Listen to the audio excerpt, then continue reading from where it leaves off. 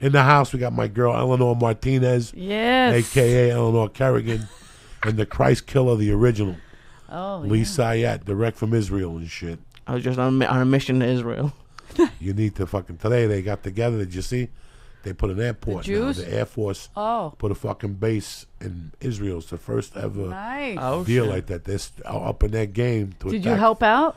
No, you don't know. I can neither confirm nor deny. They got their shit tight to attack Korea now. Fuck yeah, they're going to be working with the fucking Jews, Krav Maga coming at you. My dad fought in Korea. He's ready to get back in, he says. He's suiting up right now, girl. I'll get in there. Taekwondo ain't going to work against those Krav Maga motherfuckers. But anyway, we're here, we're queer. We're talking about interesting things. Listen, man, everybody strives to be the best they can be. Right. When you start playing that competition game in comedy... Or just shitting on other people. It's the shitting on other comics and the comparing yourself to what you have and what you don't have to other comics.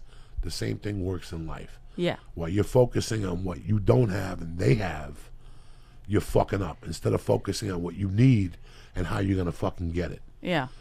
When I walk to the store and I walk down the aisle and Sebastian, Bill Burr, and the fucking savage that we had on the show, Ron White, having a how conversation. Great is he? What do you want me to do? You want me to sit there and cut a chicken's head and throw it on their ankles?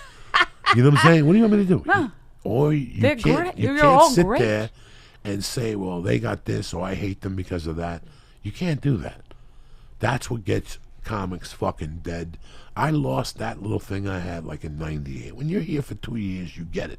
Yeah. You start to get it because you're not going to Montreal. You're not getting an agent. Comics that you moved here with that aren't as funny as you are getting fucking 3 yards to rep them and deals. Yeah. And you're not getting nothing, so you get a little bitter. But then one day you come to the conclusion that, listen, I have a job to do regardless of what the fuck they're doing. And you move on. And you let it go. Stay in your lane. Like, I always treat it like swimming. I was always a swimmer. I swam competitively. I was a chain smoker too, so that fucked everything up. But when you swim, if you look at the other swimmers, you fall behind. That's it. It's the first rule. My sister taught me that when I was 8, and I always did that my whole life. Just stay straight. Look, people are going to pass you, you might not win that fucking race, but you're still in the race. We're still all in the race. Now, you and I both see, we've been both here. I've been here for 20 years. I've been here since 93. I've known you the whole time. Now, Lee had an interesting question. We were talking before the podcast started. Yes, I swallow. Oh. No. And I'm sorry. It's funny that... That's good to know. Thanks, Lee. There's people that we've known over the years that they've been lingering at the store, and you sit there and watch them. And you start to feel bad when they come over and talk to you. They talk to you about their plans and what's going to happen if it doesn't work, and how they're not getting this and they're not getting that. When I got to the store, there were 10 of those guys that hung out at the store every night, pissing on your fucking leg. And some of them actually had psychological problems. Like, if you really look at from outside, not that I'm no fucking saint, but I'm looking at these guys going, how can they not realize what is going on around them? They've been here for 15 years. They've had minimal success. And now 2 generations are passing them up, younger than them are passing them up. At some time, you have to be honest with yourself and go, you know what? I either got to figure something out quickly or excel to the next level of this, whatever it is, whether it's writing, coaching, something. Listen, Phil Jackson was not the best basketball player in the world, and he ended up becoming the best coach in the world. Yeah, the dynasty. Okay? I know guys that are tremendous fighters, that are great jiu-jitsu guys, that have won thousands of competitions, and they run shitty jiu-jitsu schools. I know guys that have 1-stripe black belts, and they run a school like it's a fucking temple. So not everybody can transition into everything. You have to know when it's time to move on. Every year you have to pray that though. No, every year that's hard. Listen, that's the scariest part. Every year I had a fucking checklist December 31st. Yeah. To be honest with myself, and I got to be honest. When I got here, guys, I had plans for something. It didn't look like it was going that way. I had plans to be a stand-up, but there was no love in the stand-up community, except for Mitzi Shaw. So I had to turn to acting to go through the back door. I'm not ashamed to say that. My lucky thing was The Sopranos hit. I looked like the guy, so I was getting hired for a lot of jobs on the basis of that. Yeah. That's fine. I'll take it. Yeah. I'll take it. Fuck I was in prison 15 years ago. I'll take it. Right. I'll take it however they fucking serve it up. You know, now again, you got to go, well, Joey, you got lucky. No. I was there for the opportunity. Yeah. I was there for the opportunity. For the I opportunity. was prepared for the opportunity. I walked into Mad TV, and every year I had a certain goal. Yeah. Every year I had a certain fucking thing. And the goal was, if it didn't work out, I made myself a promise. Why waste people's time, my time, and everybody else's? You are what you are.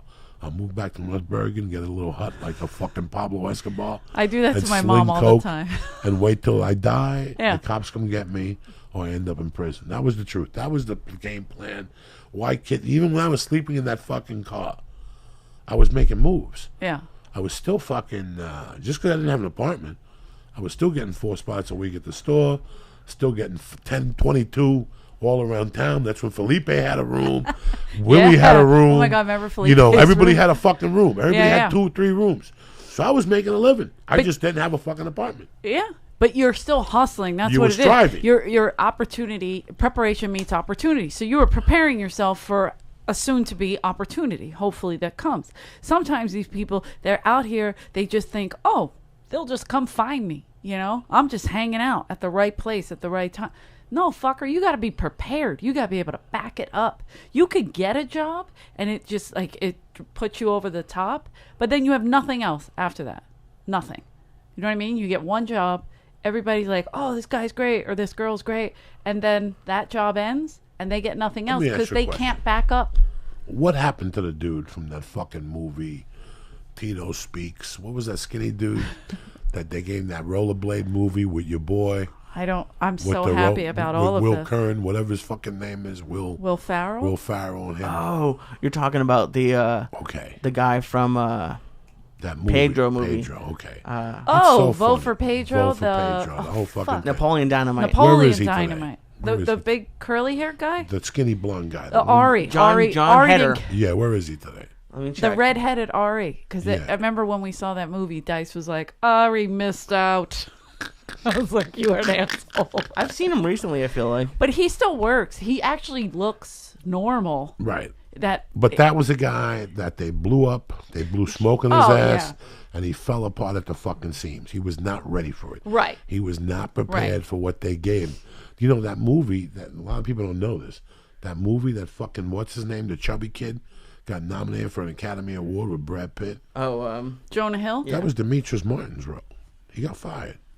Oh, really? Demetrius Martin, the comic. Demetrius, the whatever guitar the kid. player. He's like a prop and shit. College kids like him. Yes. That was his role. Yeah. I'm not mad at him. He just wasn't cut out for that. He did really well. Jesus Christ. What? This guy works a lot. He does like a ton of shorts. Yeah, he's all over the place, that guy. He didn't disappear. He just did what he wanted. But he's coming back, I think. He didn't do what he wanted. They gave him a Comedy Central show, 10 episodes. And he couldn't cover the spread. That was really? Yeah, okay. That was the end of that. See, I thought he was into his own. Let me do my own art kind of shit. Everybody does that too. Sure. No, let me do my short own films vision. and starve to death. What are you gonna do with short films? Wait for them to go to a festival? My film got into a festival. That's great. We're going in like fucking Marines. You understand me? Welcome to church, motherfucker.